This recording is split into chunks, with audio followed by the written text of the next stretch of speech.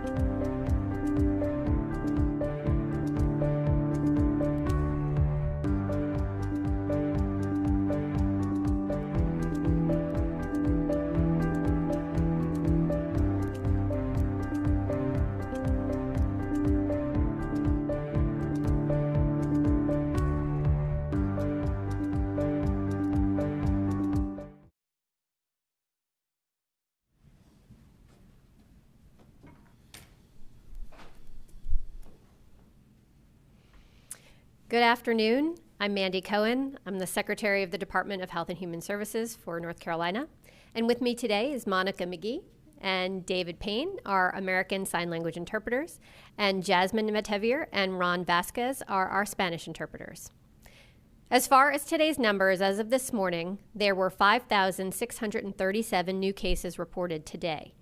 2,101 people are currently hospitalized, and sadly, there have been 5,410 deaths. Today, we hit another devastating milestone, going well beyond 5,000 new cases reported in just 24 hours. This number is alarming. Yesterday, we saw our highest rate yet of the percent of tests that were positive, hitting 11.4%. Our hospitalization numbers are also setting records with now over 2,100 people in the hospital with COVID-19. I am very worried. I know this is a particularly hard time of year to stay home and away from family and friends, yet it is the best way we can take personal responsibility and show our care for them as we fight this global pandemic.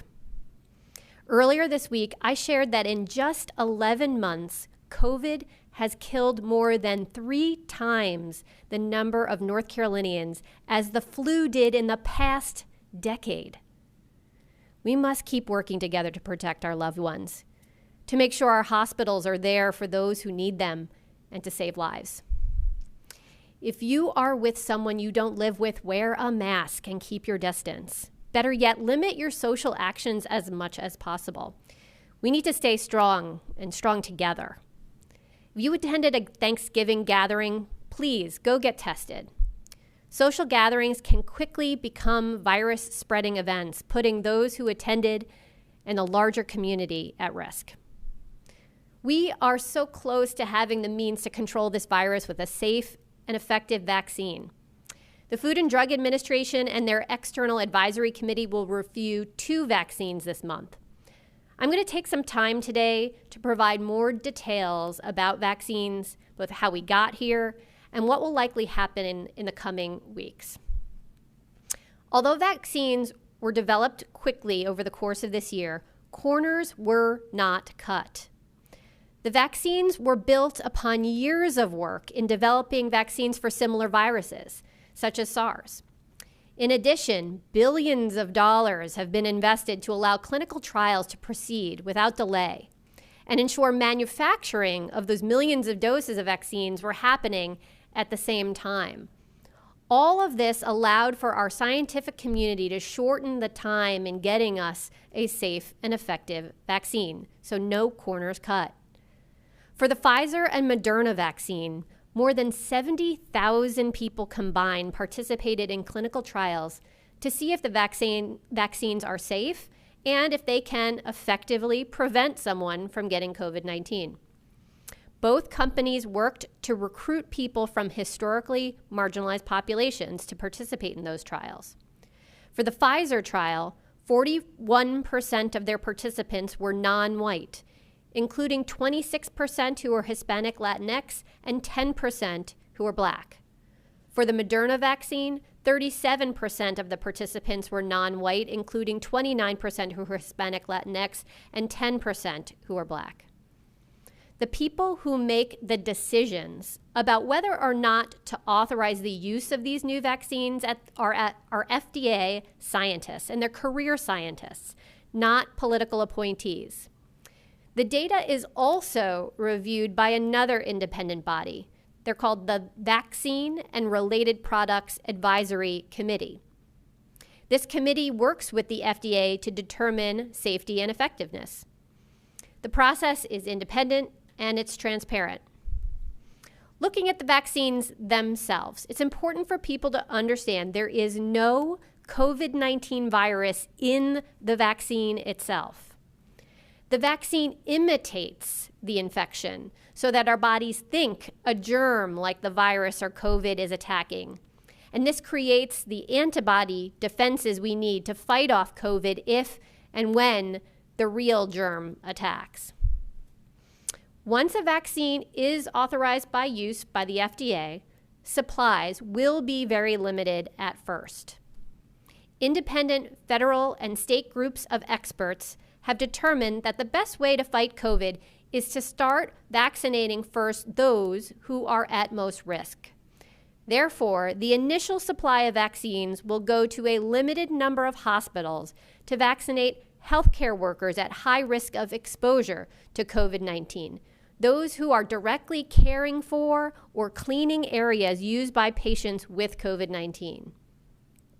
Because of the limited initial vaccine supply, not all hospitals are going to even receive vaccine initially. But as more vaccine becomes available, it will be distributed to more of our state's hospitals and then to our local health departments to focus on vaccinating high-risk healthcare workers. Long-term care staff and residents will also be in the first group to receive the vaccine. Vaccinations at skilled nursing facilities and adult care homes are being managed by the federal government through a partnership with CVS and Walgreens. Vaccines used in our long-term care will come from the state's allotment of vaccine. The federal government will determine the number of COVID vaccines each state will receive. The amount of vaccine sent to the states will be based on the size of our state's population. The state will then tell the federal government or the CDC where to send the vaccine, and the federal government works with the manufacturer or the distributor to place the order. Then the manufacturer or distributor ships the vaccine directly to the providers. We've been told that if the Pfizer vaccine is authorized this month, we will likely receive a first shipment of about 85,000 doses, possibly as early as mid-December. We expect that more vaccines will then be shipped every single week. We hope that by early 2021, that health departments and community health centers will start vaccinating other adults who are at high risk for complications, meaning they have 2 or more chronic conditions identified by the CDC and who are at higher risk for exposure.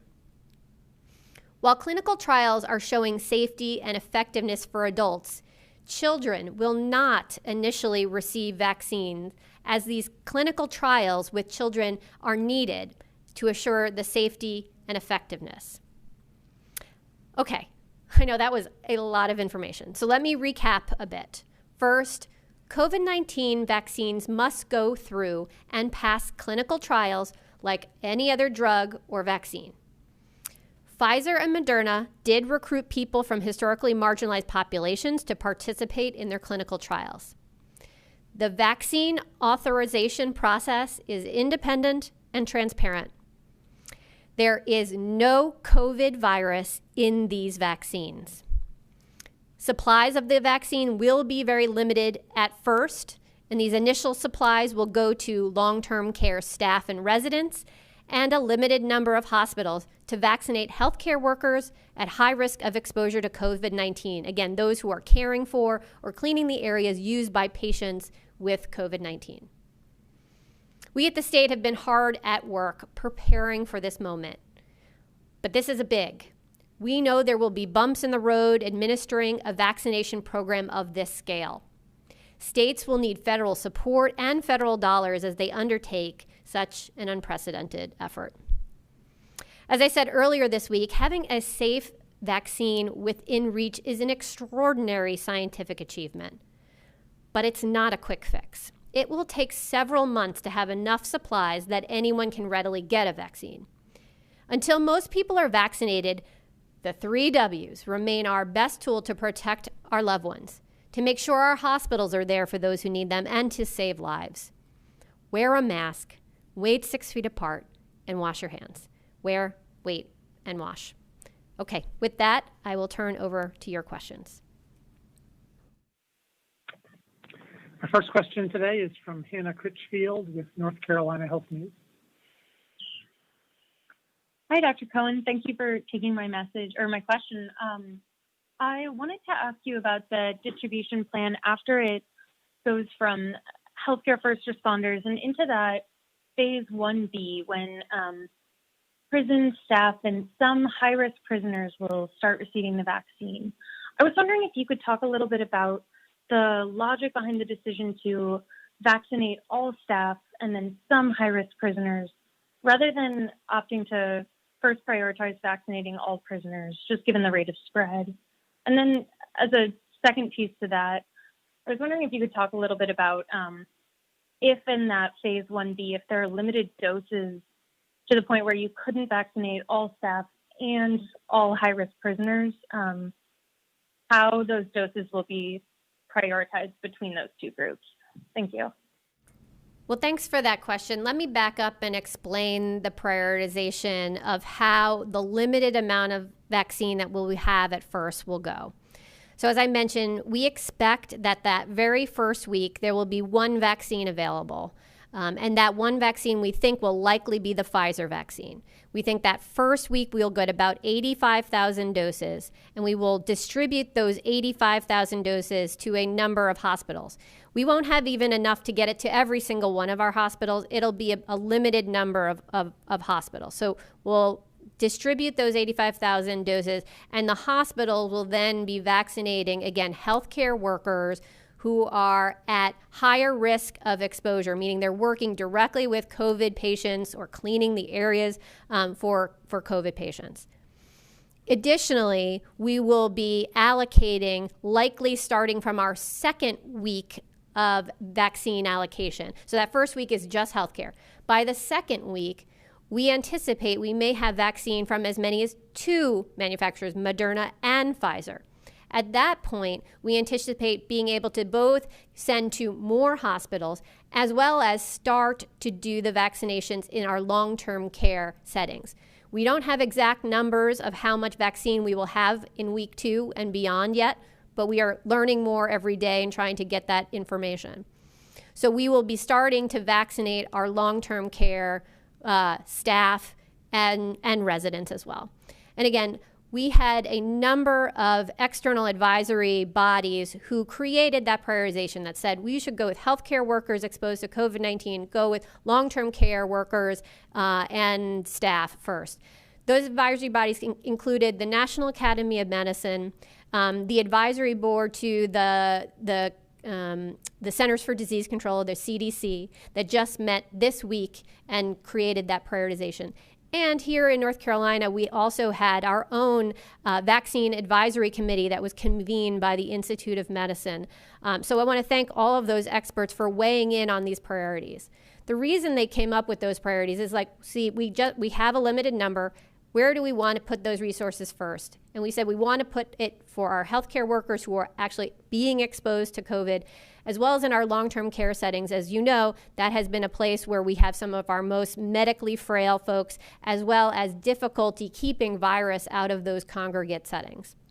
When we move on from healthcare worker and long-term care, we move on to other adults with 2 or more chronic conditions. Again, these independent advisory committees said you move to that group next is because they are at highest risk for having a bad outcome from COVID-19. We've talked for many, many months about people who have chronic conditions seeming to have worse impacts from COVID. It's not any chronic conditions. There's a specific set of them. Things like diabetes or heart disease, or underlying lung disease, or immunodeficiency, problems with your immune system. Those are the kinds of chronic diseases. And we know if you have 2 or more of them, it puts you at a lot more risk for having a bad outcome from COVID. So that's the next group we want to get to. So when we think about all of those adults across North Carolina that have 2 or more chronic conditions, we also know that there are certain settings where those adults are that are more risky. And so as we think about our allocation and the work we need to do to distribute those vaccines, we want to send them not just to target the adults with 2 or more chronic conditions, but also to those settings. And that's where I think your question comes in to how do we think about congregate settings? A prison is a congregate setting, a homeless shelter could be a congregate setting, and others. And we certainly do want to go to those settings, but we are going to target those adults with 2 or more chronic conditions first because they are at highest risk of severe disease. So again, we are relying on that expertise from those independent panels to go with healthcare workers, long-term care and staff, and then to adults with 2 or more chronic conditions, while we also target them to settings we know are higher risk. So I know that was a long answer, but really want folks to understand how that prioritization works, the fact that we relied on these independent bodies of experts that really all aligned on how that prioritization should work, and we were going to be following their recommendations. Thank you. Our next question is from Brian Anderson with the Associated Press. Hi, Dr. Cohen. Brian Anderson here with the AP. I'll have a follow-up question for you about vaccine distribution, but I've got to ask first about COVID. There's an increase in 82 deaths that were reported yesterday, the most since the start of the pandemic. Cases and hospitalizations are at all-time highs, and for the first time ever, or first time since April, I should say, positivity rates above 10% for 3 consecutive days.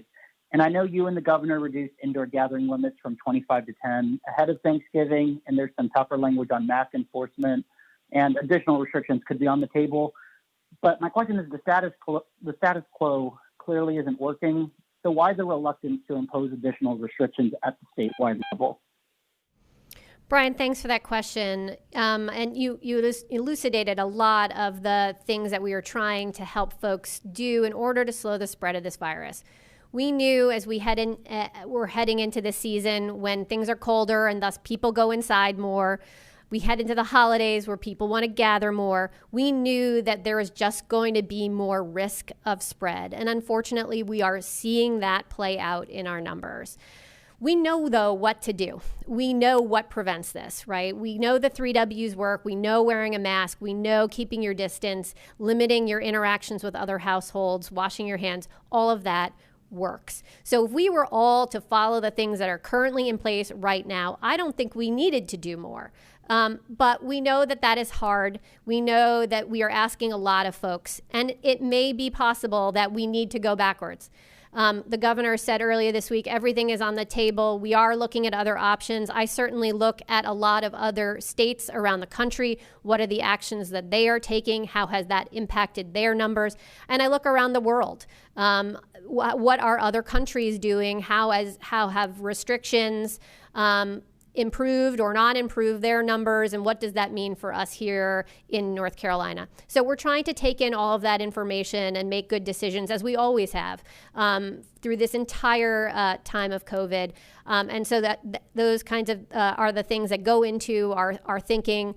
I am certainly concerned about our numbers. We can all do things right now to slow the spread of this virus. We have to, because as you said, our hospitalizations are going up and people are dying. So we need to work hard at this. Thanks. We have a follow-up from Brian Anderson with AP. Thanks. And we know that the Pfizer and Moderna plans are due this Friday and next. Can you just share the timetable for the release of that? And I know you said there that there's a limited number of hospitals that will get the first wave of doses. Is North Carolina distributing them to healthcare workers based on specialty or sort of number of COVID cases per capita? Can you sort of talk through that? Let me start with your second part of the question. So we will do a distribution to our hospitals based on their hospital size. And the way the Pfizer vaccine is packaged, you essentially have to ship 1,000, it's actually 975 in a unit. So that's a lot we have to package together. So we can't actually break it down into smaller units and get it to even more hospitals, which is why when we get 85,000 doses, it can only go to so many hospitals. It can't even get to the more than 100 hospitals we have here in our state because, again, they package it 1,000 together. And we certainly don't want to be wasting any vaccine in our early days here. We want to be really efficient with how we get our vaccine out. So it will be to a limited number of hospitals. It'll be based on hospital size as well as figuring out the population. So that is how the distribution will go. Again, to a limited number of hospitals, generally are larger hospitals. The hospitals themselves will then prioritize vaccination for their staff that work directly with COVID patients. So we're asking them to really be thoughtful about prioritizing to people who work on COVID units, clean COVID units, maybe part of the environmental staff, folks who are in the emergency room, who are taking care of patients where they don't know if they have COVID or not, but have a high risk of exposure. And so I know all of our healthcare teams are going through that work to prioritize that right now. So they will be handling that. As far as your other question about the timeline, we don't know exactly, right? Because the FDA is doing its good, thoughtful work on reviewing the data. That data will then go in front of the independent advisory board for the FDA. That meeting is currently scheduled for the 10th of December, so next week. We believe that after that public advisory meeting, that the FDA will be able to wrap up their work, integrate all of that feedback into what will become an emergency use authorization. It'll authorize use of the vaccine, and it'll tell us for what population it will be authorized for. That will inform who can get vaccinated. There's one more step where an advisory committee for the CDC, it's called the ACIP committee, has to also tell us and give us their recommendations of who is the right population to get that. That is the last step before we are able to take that vaccine and put it into someone's arm. So we are estimating the earliest that could happen is probably around December the 15th. That is what we were planning for at this point. Could be a few days earlier, a few days later, but that is around when we think we will have both the emergency use authorization as well as the recommendation from ACIP, and then we will be able to proceed forward. Thanks, Brian. Our next question is from Tess Bargeber with Fox 8 News. Good afternoon, Secretary Cohen. Tess Bargeber, Fox 8 News. We're hearing from some of our local public health departments, particularly in Forsyth County, that are needing more contact tracers. And they're saying even if they get these contact tracers, they're getting to the point with their case numbers that they know they won't be able to make contact with every single person. I was wondering if there were any new statewide initiatives to provide more contact tracers or any other prioritization efforts when it comes to contact tracing. Yes, thanks for that question. Yes, with a record number of cases, when we put up 5,600 new cases like we are in just 24 hours, there's only so much our teams can keep up with. So we are very much aware of both needing to always recruit more contact tracers, what we do, but we really need to prioritize the work itself. And so actually our team has been working for a number of weeks with our local health departments on ways that we can prioritize that work. We've looked at what other states are doing, the guidance that they have been giving out, learned from some of our other public sector partners, and we are giving more guidance in order to better target target that work. We want to make sure that we get as much information from that as possible. Again, it's still really valuable information. But what I think is important for folks to understand is that we have widespread, we have community spread of this virus everywhere in every community in North Carolina. That's why you need to take precautions as if everyone around you has it. You have to be wearing a mask. You have to be waiting 6 feet apart and washing your hands, because the traditional tools of contact tracing really aren't going to be as effective when things are spreading this quickly. We're going to keep doing that work, and our local health departments have been amazing, as well as our contact tracers and contacting everyone and staying abreast of that. But there are a lot of cases coming our way, and that's why everyone needs to work hard and really approach things as if those around you could have it, and for you to take those precautions, take that personal responsibility, say, look, I got to wear a mask, I got to wait 6 feet apart, I'm not going to go to that event, I'm not going to take that risk right now. There's just a lot of virus here in North Carolina. Thanks. We have a follow-up from Tess Bargeber, Fox 8. You mentioned some guidance for public health departments when it comes to contact tracing. Can you be a little bit more specific about what that guidance is and what they're being told? It's still under development, and so they're going to be asked to really look at their cases and prioritize some of the work. So still under development as we work with our local health departments. Our next question is from Jody McCreary with CBS 17. Hi, thank you, Dr. Cohen. I wanted to ask about the percent positive metric. I've had questions from viewers about the way it's calculated and the specific numbers that go into it not being public. My question is, how difficult would it be for the state to release those numbers? And in terms of public understanding, what benefit might come along with doing that? Well, thanks for that. As you know, our dashboard has received many awards for the level of transparency and the kind of data that is available on our dashboard. We've worked very hard over the course of this pandemic to make more and more data available, allow it to be downloadable, allow folks to really understand and follow along on the metrics that we use to inform decision making. We'll continue to update that information as we continue to evolve our work. As far as the percent positive, that again is a metric that helps us understand of the total amount of testing that is being done, how many are actually positive. And it does give us a sense of how much viral spread is happening across our state. So an important metric to us. The way it is calculated is based on those labs that are able to report to us electronically. So it is not the whole universe of every single test. We're very clear about that on our dashboard, about the subset of data that we use. It is nearly all, but not all of the testing data.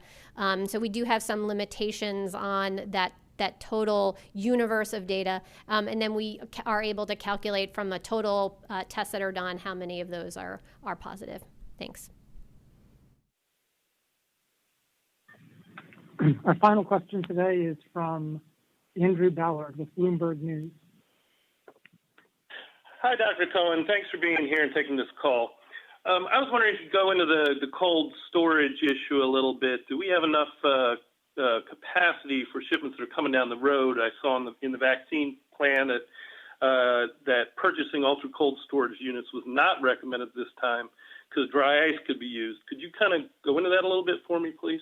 Yes, Andrew, great question. So for one of the two vaccines that are under consideration of the FDA, the Pfizer vaccine in particular, is one that requires what everyone's been talking about, which is ultra cold storage. I mean, it can't be in a normal freezer. It has to be even colder than that. For the initial doses, we do have particular sites that can store those over for a longer period of time in ultra cold storage.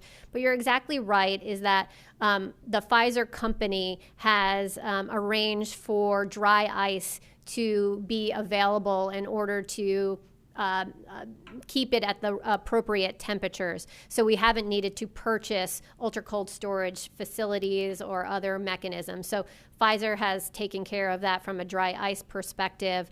And then the Moderna vaccine does just require regular freezer and refrigeration. So it does make it a little bit more mobile and transportable. Thanks for that. I think that was the last question, Andrew, so thanks so much. Again, we went through a lot of information today on vaccines. I know it's a lot. I know that this has been a long year. Everyone has worked really hard to keep the virus level low, and when we see numbers like 5,600 cases in 24 hours, I know it can feel discouraging, but we know what works, and it's the 3 W's. So keep them up, wash your hands, wait 6 feet apart, and importantly, wear that face covering. So whatever your reason, get behind the mask. Thanks so much. Stay well.